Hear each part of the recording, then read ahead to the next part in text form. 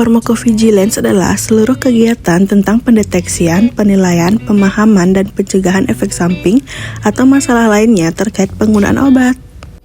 Selain pharmacovigilance, dalam lingkup keamanan obat juga dikenal istilah efek samping obat atau ADR.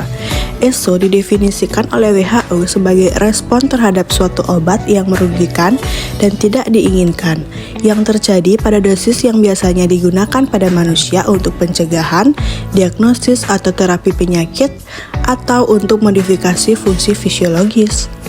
Untuk mencegah atau mengurangi kerugian yang dialami oleh pasien, peningkatan kesehatan masyarakat, maka aktivitas pemantauan yang tepat terhadap keamanan obat merupakan hal yang sangat penting. Untuk mencapai tujuan ini, pharmacovigilance dan sistem pelaporan ESO yang efisien perlu diterapkan di semua negara. Kondisi saat ini menunjukkan bahwa pelaporan ADR di Indonesia berada di bawah 10%, yang menunjukkan perlunya peningkatan kesadaran dan partisipasi dari masyarakat dan tenaga kesehatan. Beberapa faktor yang mempengaruhi rendahnya tingkat pelaporan antara lain kurangnya pengetahuan masyarakat tentang ADR, stigma terhadap efek samping, dan kurangnya sistem pelaporan yang mudah diakses. Dari pernyataan tadi, kami sebagai seorang farmasis melakukan aksi kecil guna memperkenalkan pharmacovigilance kepada masyarakat di lingkungan sekitar. Kami memilih narasumber dari seorang ibu rumah tangga yang tinggal di Jalan X dengan pendidikan terakhir yang ditempuh adalah SMA, yang dimana si ibu masih suka membeli obat antibiotik tanpa resep dari dokter. Pertama-tama, kami melakukan pretest untuk menanyakan kepada narasumber terkait pemahaman tentang pharmacovigilance, efek samping yang timbul setelah meminum obat, kemana kita bisa melapor, dan alasan kenapa kita melapor ADR. Setelah itu, memberikan edukasi terkait pharmacovigilance dan ADR obat sintetik, dan kemudian memberikan post-test untuk melihat seberapa jauh pemahaman narasumber setelah diberikan pemahaman terkait pharmacovigilance dan ADR obat sintetik. Lalu kami menulis jawaban narasumber pada lembar kertas wawancara, dan kemudian kami menganalisis secara manual menggunakan form Naranjo. Berikut adalah sesi wawancara dengan narasumber kami terkait pharmacovigilance dan ADR obat sintetik. Selamat siang Ibu, maaf mengganggu waktu Ibu sebelumnya. Boleh tahu nama Ibu siapa sebelumnya? Selamat siang, Ibu Budi Sumartini. Oke, Ibu Budi Sumartini. Oke, untuk usia Ibu berapa ya? 48.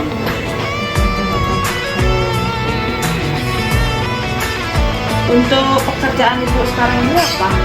Ibu rumah tangga. Pendidikan terakhir Ibu? Bu, mau nanya sedikit aja namanya. Menurut Ibu, apakah Ibu pernah mendengar yang namanya pharmacovigilance sebelumnya? Belum pernah ya.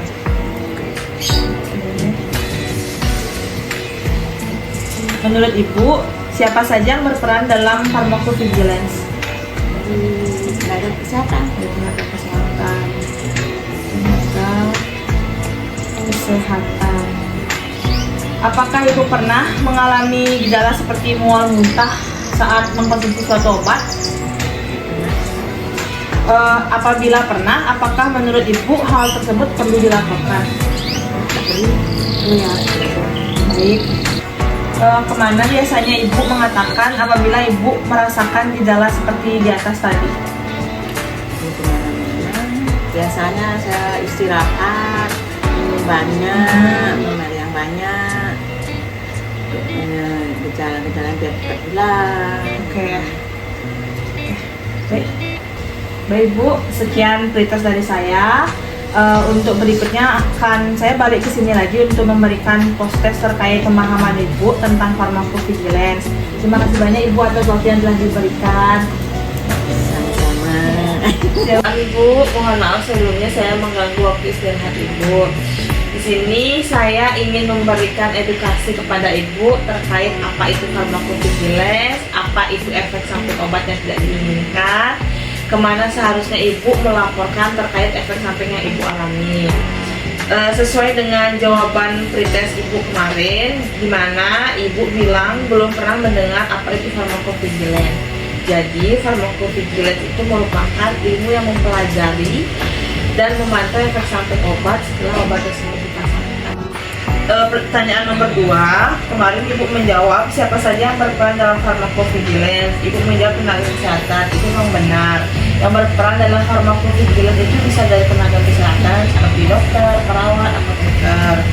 Terus juga apakah hal seperti gejala yang Ibu rasakan itu perlu dilaporkan? Itu perlu Ibu, karena itu bisa mencegah terjadinya efek samping obat yang serius atau fatal. Terus juga kemana seharusnya Ibu melaporkan apabila Ibu mengalami efek samping obat yang tidak Ibu inginkan. Ibu bisa melaporkan hal tersebut ke rumah sakit, puskesmas, apotek, tempat di mana Ibu membeli obat atau mendapatkan obat. Apakah bisa dipahami, Bu? Sekian edukasi dan informasi dari saya. Semoga pemahaman Ibu tentang farmakovigilance bisa lebih meningkat. Ibu, selamat istirahat. Selamat pagi, Bu. Maaf mengganggu waktu Ibu sebelumnya. Saya balik lagi ke sini untuk memastikan kembali terkait pemahaman Ibu tentang farmakovigilance. Saya izin memastikan terkait identitas Ibu nih. Untuk nama Ibu Lubudi Sumartini, usia 48 tahun, pekerjaan Ibu rumah tangga, pendidikan terakhir SMA, benar nih? Oke. Pertanyaannya masih sama seperti yang sebelumnya, terkait sama seperti soal pretest. Yang dimana soal pertama itu, apakah Ibu pernah mendengar tentang farmakovigilance? Pernah. Iya, pernah. Menurut Ibu, siapa saja yang berperan dalam farmakovigilance ini? Tenaga kesehatan. Apakah Ibu pernah mengalami mual dan muntah yang terjadi setelah mengkonsumsi obat?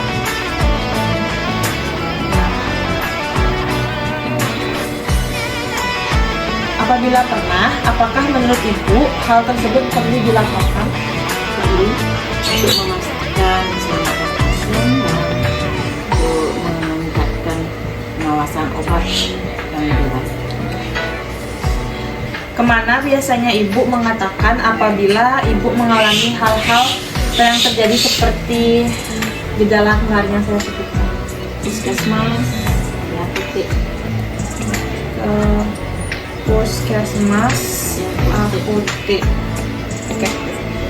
Baik, terima kasih Bu atas waktu yang telah diberikan terkait dengan pretest dan posttest. Ibu sudah ada peningkatan tentang pemahaman farmakovigilance. Terima kasih juga untuk jawaban-jawaban yang telah diberikan.